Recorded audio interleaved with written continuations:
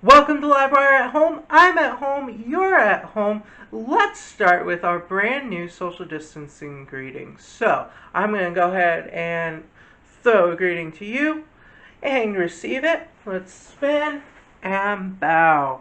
It is good to see you. Today's episode is all about what to do when we are a person in the middle of injustice, or when people aren't acting fairly to each other. There's these big stories in the news this week about injustice, about this lack of fairness. But you don't even need to know the news to have experiences where you are stuck in the middle of people acting unjust. Have you ever had two friends fighting because one friend hurt another? Have you ever seen someone get bullied or mistreated?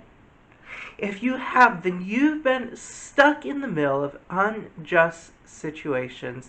And today we'll talk about what to do from a great example from a woman named Abigail. So join us for this lesson of Live Wire at Home.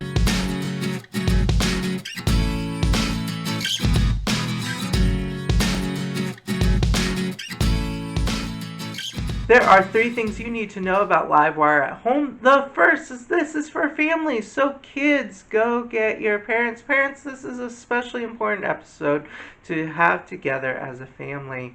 Second, there will be times to do games, to do crafts, to worship, to pause the video and have conversations. Doing those will really enhance your experience. And third, remember to like, comment, and share with this video. To really enhance your experience, we have two songs for you. The first is Light of the World by Life Tree Kid. The world is searching for an answer, a ray of hope in a hopeless world. Who can we turn to? Where is our rescue? There is someone, he's the answer.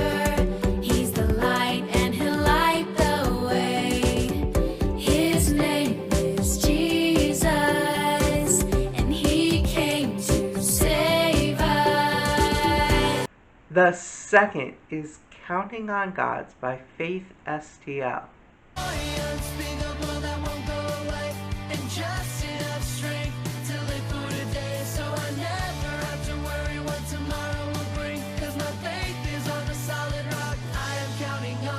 The link to both of those songs are in the description below, plus a link to a lot more songs that are kid-friendly, God-focused songs.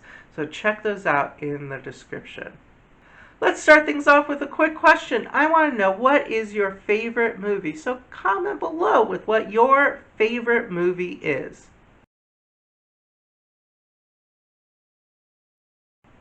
Finally, before we get into our Bible story, I want to have a huge announcement. Our at-home VBS Adventures on the High Sea is starting in just a couple weeks. So get your tickets now to get your activity bag. The activity bag is filled with fun games, crafts, science experiments, Bible memory challenges that you can do at home as a family. It's going to be a blast.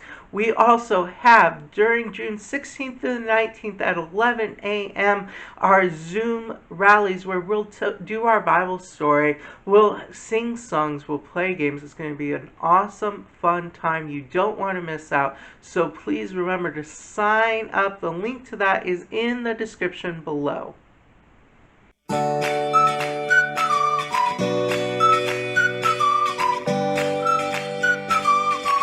God had anointed David to be king over Israel.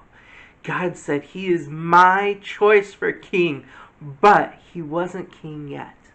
Another man named Saul was king. And David actually worked for Saul for a long time. He played music for him. He was a general in his army. David won many victories for Saul. But Saul, knowing that God had chose someone else, was jealous and afraid of David. And so he tried to kill David multiple times. But David escaped. And David was on the run from Saul. Saul was sent out his army searching for David.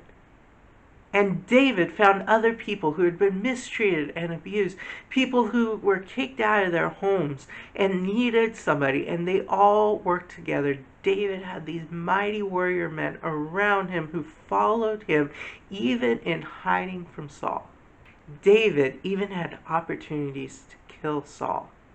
But David refused to do that because he didn't want to kill God's anointed person. He wanted to follow God's ways more than anything. And so he even had a chance to kill Saul and let Saul go away. Now, David and his men were out in the wilderness, and they met somebody named Nabal. Nabal means fool.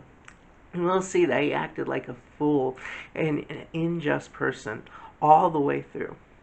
And Nabal had a lot of sheep and many shepherds. And David and his men protected those shepherds and those sheep for a long time. They took care of Nabal and his family. They didn't need to do that, but they did it anyway, even while hiding from Saul. One day, the sheep got sheared and there was going to be this huge celebration. And David sent some messengers to say, hey, why don't you share some with us? We spent our time protecting you and protecting your sheep. You wouldn't have had such a great thing if we weren't there. So please share with us what you can. But Nabal was like, no. No way. Who are you? There are runaways and vagabonds all over the place. There is no reason why I should care anything about you. Leave my presence.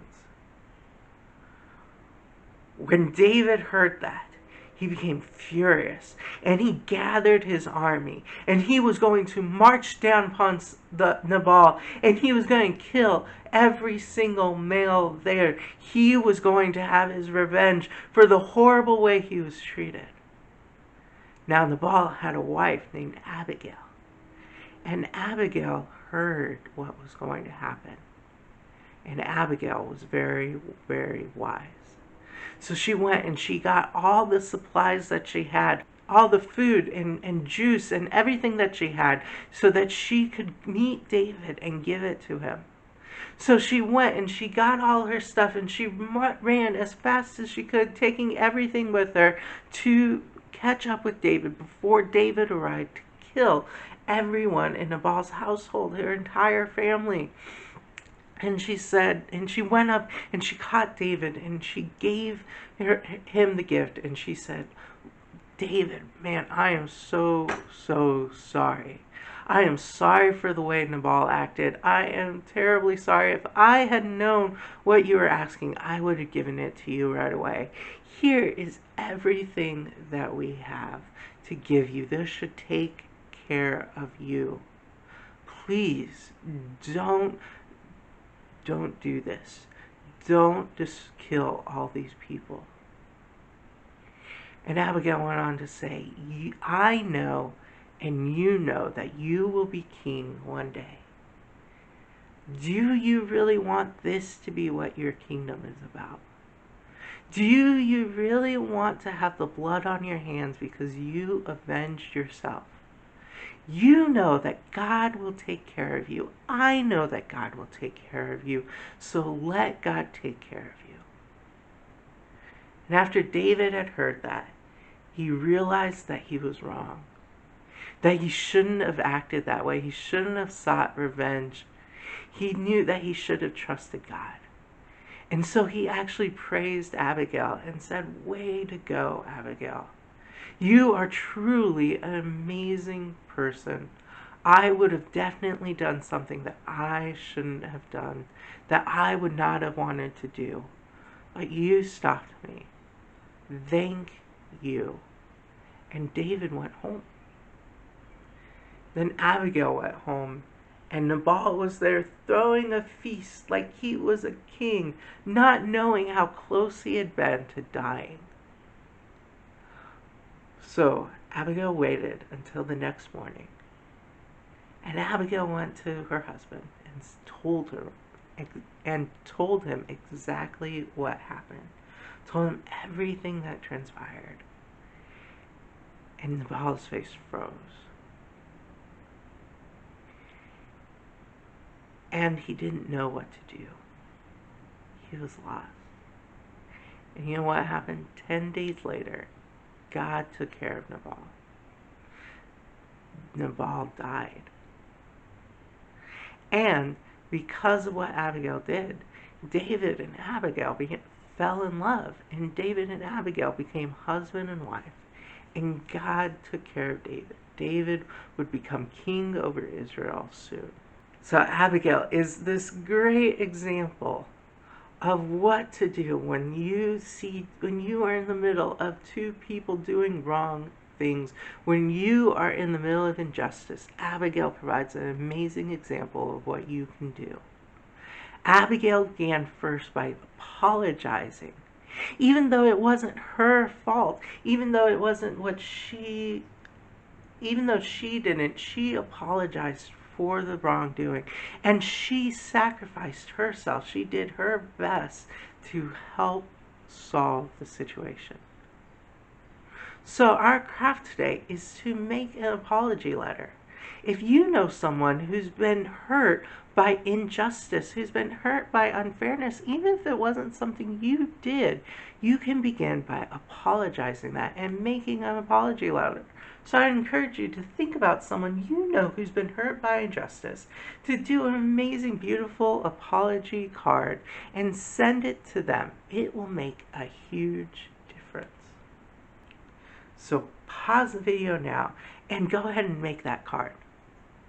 When Abigail was caught in between the middle of two people being unfair, Nabal was unfair because he didn't respond in kindness to David's kindness. And David was unfair because he overreacted to injustice and tried to kill people. And Abigail was stuck in the middle of these two people being unjust and unfair, started by apologizing for people, apologizing for how it felt. She then took her own things and she sacrificed her own to give to the person who's been wronged. You know, that reminds me of what Jesus has done for us. Because if we're honest, the character in the story that we're most like is Nabal. We look at the good things that God has done for us and we go, I don't really care. I don't really care. I'm just going to do my own thing. We look at the people around us and we hurt the people around us because we're selfish and think only about ourselves. If we're honest, we're all the most like Nabal. But you know what Jesus did? Jesus came and he took the punishment for our sins. He came and he made it right. And he gave us all his goodness so that we wouldn't be stained by our evil and our sin. And he made it possible for us to be with God without punishment, without judgment. Jesus came even when we were enemies. Jesus died for us. So, just like Abigail sacrificed and gave to help, Jesus sacrificed and gave for us. So when you see people that are fighting, that you see injustice in the world, one of the best things you can do is respond not with hate, not with hurt, but with generosity, with hospitality, showing love, giving, bringing the hope of Jesus. Sometimes you can't fix the problem, but you can give and you can help them through it. We'll pick up with more things that Abigail did, but first, let's play a game.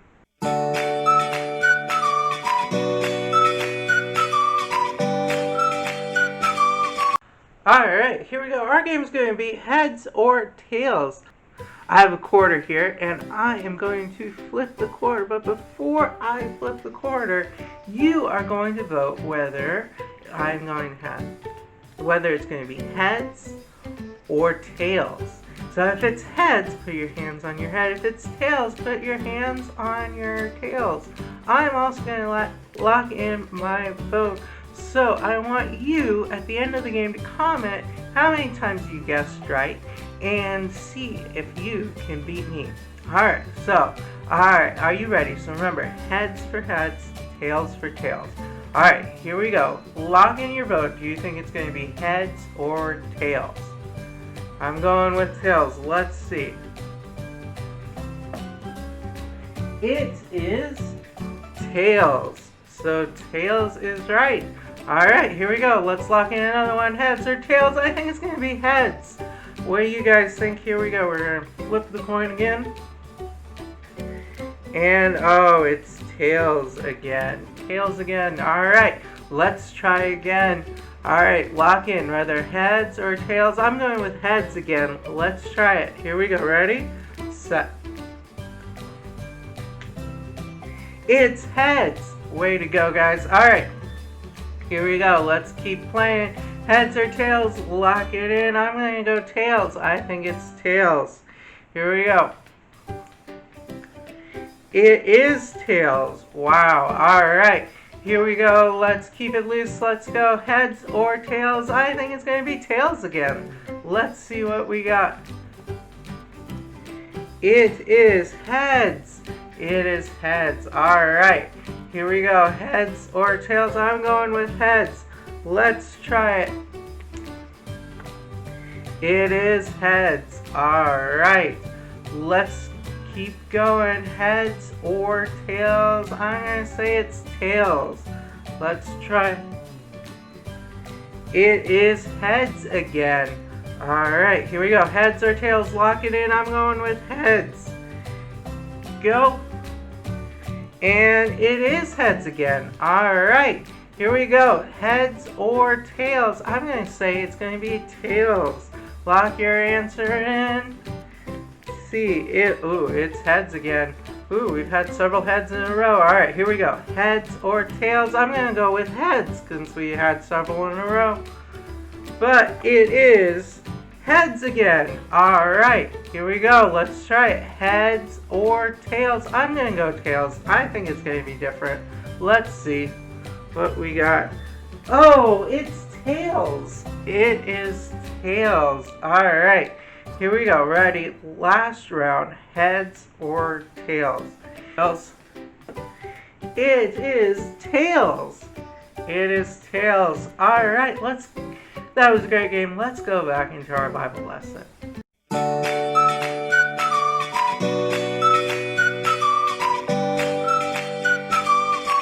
One of the big injustices we see is something called racism. And racism is when you don't get the same opportunities and experiences. Your life gets different. It's experienced differently because of the color of your skin. Think about our games. Some games we play, like racing or tag, is all about how fast you are. Some games is all about how strong you are or how smart you are. But our games, heads or tails, it doesn't really matter. You can't outsmart it. You can't outthink it because, well, the game isn't about how good you are. It's about randomness. It's about luck. And it's the same way in life. We want life to be like the games of tag. We want life to be games about our strength, about how smart we are. And sometimes that can work for us. But the reality is, a lot of what happens in our life is more like heads or tails, where what happens around us hurts us, where it gets us on different starting points, where the game isn't exactly fair, where it's not really about how good we are at it, but about what other people do to us or for us. And that's what racism is. Instead of things being done for us, they are done to them. That hurts them. So, when you see racism, know that it's not just that people are mad at each other or don't like each other.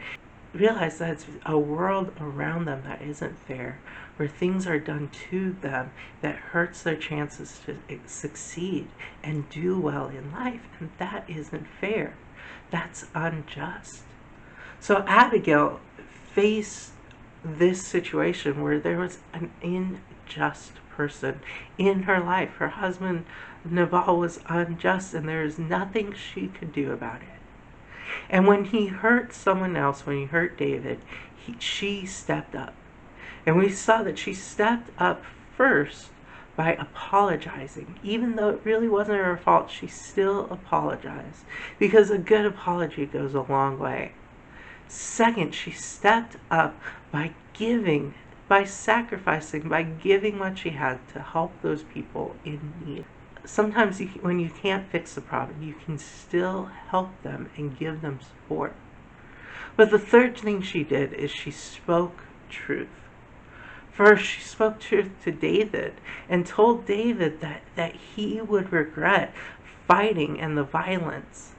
And then she went home and she spoke truth to her husband. She told her husband exactly what happened. Sometimes you need to be the person to step in and tell people who are doing the wrong thing, hey, this is wrong. Hey, this isn't fair. This isn't just. Sometimes you need to be the person to speak up and say this is wrong. So things like racism, when you see someone who is hurt because they don't get the same chances, you need to say this is wrong. When your friends are fighting because one person hit another, you need to go to that person and say, hey, this is wrong. You need to do it with love and grace. Ephesians says that we should speak the truth with love. But it's still really important to have the courage to speak the truth. So, when you are in the middle of injustice, you can, 1, apologize. It doesn't matter if you did it or not. Apologize. 2, to give and sacrifice your own things. Give it generously. Show hospitality. 3, speak the truth in love. Show people, show those who did wrong what they did wrong in a loving and caring way. So let's do that. Let's practice that. Practice that with your family so that you can learn and work together as a family to be able to share the truth in a loving way. So I have 3 scenarios that you can talk about as a family and try to find out a good way to speak the truth in love. The first is that you saw someone bully someone else. How would you speak the truth in love? The second is your sibling is complaining because they didn't get something that they wanted. How would you speak the truth in love? And third, what would you do when you see someone who's not sharing? How would you speak the truth in love? Pause the video, share your answers, practice speaking the truth in love.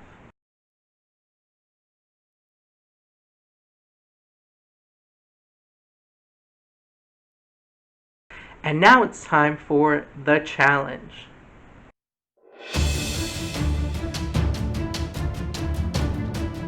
You have 121,500 points.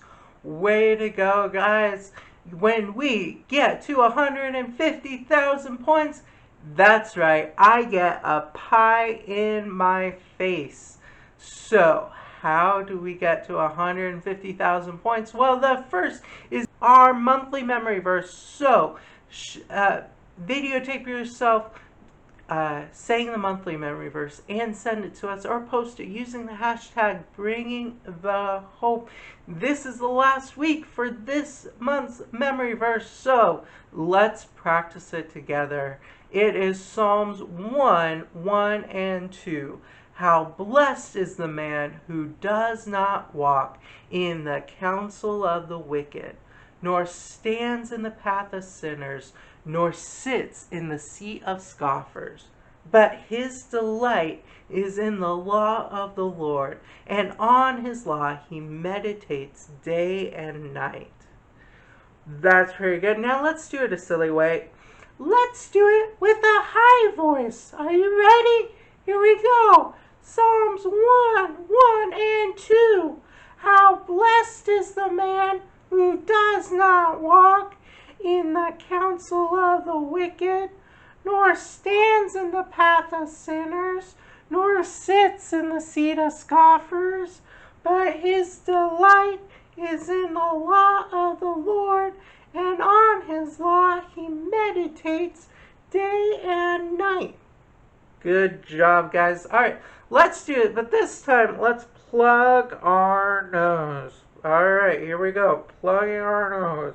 How blessed is the man who does not walk in the counsel of the wicked, nor stand in the path of sinners, nor sit in the seat of scoffers, but his delight is in the law of the Lord, and on his law he meditates day and night.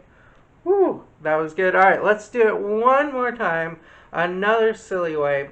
Let's try doing it while keeping our tongues out. Like this. So talking like this. Are you ready? Here we go.